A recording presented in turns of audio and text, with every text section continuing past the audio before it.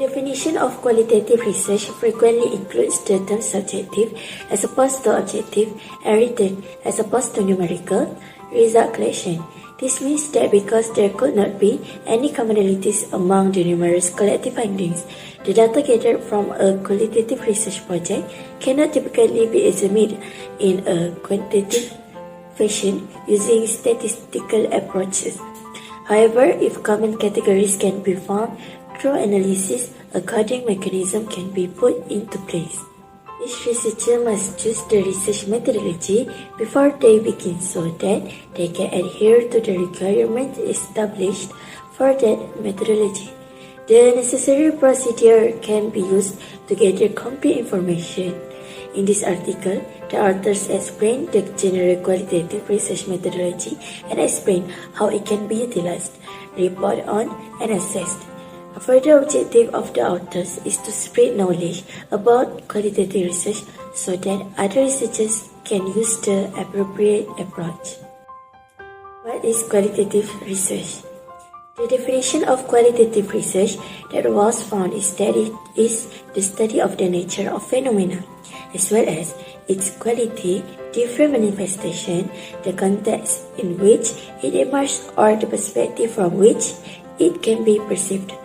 Although it differs from the range, frequency, and their place in an objectively proven chain of cause and effect, it is not a part of the study process. More practical guidelines can be added to this formal definition, such as the fact that qualitative research typically involves data in the form of words rather than statistics. Why conduct qualitative research? Many individuals may be curious as to why researchers don't only apply quantitative techniques. This is because not all research issues can be solved solely through the use of quantitative techniques. Only those already known or thought to be executed or studied in quantitative research, which may have counted the number of cases over time, or even looked at potential explanatory factors. A qualitative design is required to uncover the causes of observable patterns, especially those that are baffling or surprising. The term qualitative research encompasses a wide range of goals, audiences, and methodologies, with historical roots reaching deep into the psychoanalytic tradition. This type of research studies human motivation through the understanding of perception, opinions, beliefs, and attitudes. Qualitative research can be conducted in tandem with quantitative research, or it can stand alone depending on the goals of the study. A range of data collection methods such as document review, observation, semi-structured interview, and focus group will be used in qualitative research. Document study or document analysis refer to the examination of all written materials by researchers, such as journals, guidelines, letters, diaries, and annual reports. After that is the observational method. Methodical observations can be carried out, including field notes and video recordings of observations made. After that are semi-structured interview strategies. When employing this method, researchers just need to develop basic questions, while follow-up questions will be asked at random based on the respondents' responses. All new thought and information can be created then. Finding or contacting focus group is another way commonly utilized in the data collection process while performing qualitative research. The focus group method uses group interviews to elicit respondents' knowledge and experience. Focus groups are typically comprised of 6 till 8 persons and conducted by an experienced moderator, according to the topic guide. Finally, while selecting the correct approach for data collection, researchers must utilize common sense. This is due to the fact that each strategy, whether single or mixed, should be chosen based on the research question to be answered. The final step in qualitative research is analysis. During this phase, the researcher reviews the data that has been collected in search of trends, themes, concepts, surprises, and ideas for future study. The goal of qualitative analysis is to report the finding with as much depth and insight as possible, noting findings both within the study segments as well as differences and similarities across the various studies groups. Next, I will discuss about how we as research want to report our qualitative research. The results of the study are made after the qualitative research protocol is published separately, and its goals are not the same as the RCT protocol. RCT protocol is defining and setting in stone the research question and primary or secondary endpoint. In fact, to explain the method in more detail, which usually a qualitative research paper is longer than quantitative one, to provide a stronger understanding of it. Next, we go to the how may qualitative and quantitative research be combined. Okay, according to the combined method between qualitative and quantitative is actually very structured and easy to understand. The following shows how these two things are combined.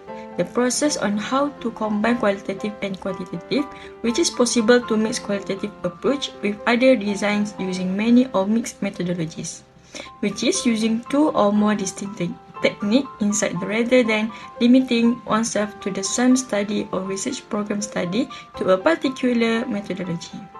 There are many different justifications for combining approach such as triangulation or the confirmation of findings, complementary for the elucidation of results and their illustration and expansion to further and a person's existence or compensating for a deficiency approach that combines the power of another.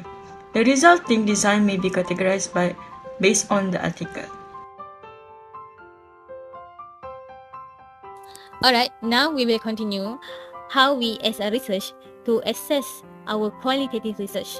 In qualitative research, various evaluation methods are performed, but they still cannot reach the best level that is gold standard. With that, the writer has focused on a set of evaluation criteria that can be used from various angles. The first is checklist, which means that an evaluator has to check the author's use and compliance with relevant reporting checklists, as well as discussing quantitative measure. The criteria for co-coding needs to have two types of research, especially at the beginning of the coding process. This is because it can make it easier for the interviewer to know the most suitable words or types of question and get the best interview duration. In this regard, the involvement of related stakeholders, especially patient and relative, is increasingly seen as an indicator of its own quality. Next, we go to how not to access qualitative study. Certain elements that are common in review of quantitative research are not covered in the outline above. The list of quantitative criteria frequently used to evaluate qualitative research is provided in the section that follow along with an explanation of their limited value. The list is not complete, non-representative, or based only experience. First, you need to protocol compliance. Given the transparency and adaptability of qualitative research, its rigidity should not be judged based on how well it adheres to preset and fixed procedure. Next, sample size. For the reasons outlined above, neither a predetermined sample size nor specified sample size are necessary for qualitative research. Only when the study aims the methodology of choice and the sample composition, that is, who was included and why, are all taken into consideration, can sample size be a meaningful qualitative indicator. Next, randomization. Although some writes content that randomization may be applied to qualitative research. This is not often the case since neither the practicality nor the requirement or utility of randomization for qualitative research have been satisfactorily demonstrated. Okay, next, variability, iterator variability, and other objectivity tests. In qualitative research, the idea of iterator reliability is frequently employed to determine how much the two coding approach overlap. What this metric actually informs us about the caliber of the analysis, however, is unclear. This indicates that these scores may be included in qualitative research reports, preferably along with some further information on what the score signifies for the analysis, although it is not necessary. Separating those who conducted the study, participant requirement, data collection and analysis is also irrelevant to the quality or objectivity of qualitative research. Next, not being quantitative research, if a criteria is utilized of the study issue at hand, it should not be qualitative research as opposed to quantitative research. Similar to the previous point, qualitative research should not always be paired with quantitative research unless mixed method research is deemed to be fundamentally superior than single method research. In this situation, the same standard ought to be used for quantitative investigations devoid of a qualitative component.